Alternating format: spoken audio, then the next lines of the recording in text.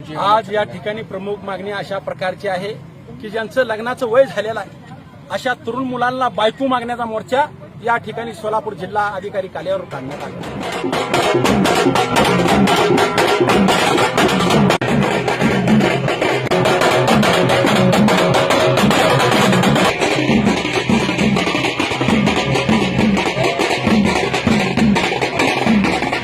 आज या ठिकाणी प्रमुख मागणी अशा प्रकारची आहे की ज्यांचं लग्नाचं वय झालेलं आहे अशा तरुण मुलांना बायको मागण्याचा मोर्चा या ठिकाणी सोलापूर जिल्हा अधिकारी कार्यालयावर काढण्यात आलेला। अनेकांना प्रश्न पडलेला असेल की असा बायको मागण्याचा कुठं मोर्चा असतो का, अशा प्रकारची कुठं मागणी असते का, हा प्रश्न पडलेला ज्याला त्याला असेल, पण तो रास्ता।